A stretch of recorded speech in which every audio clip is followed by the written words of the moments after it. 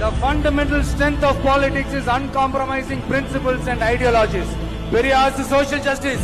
Kamarajar's honest administration, Ambedkar's equal justice and equal opportunity, Velu Nachiyar's social inclusivity and communal harmony, Anjali Ammal's fighting for water resources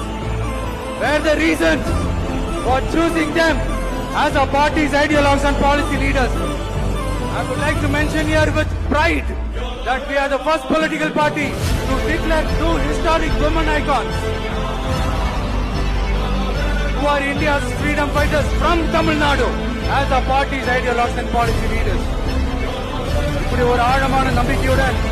வரும் 2026 தமிழ்நாடு சட்டமன்ற தேர்தலில் ஒரு மாபெரும் அரசியல் மாற்றத்தை கொண்டு வந்து மக்கள் சக்தியின் உதவியுடன் மக்கள் விரும்புகிற ஒரு நல்ல அரசை அமைப்பதில் உறுதியாக இருப்பதால்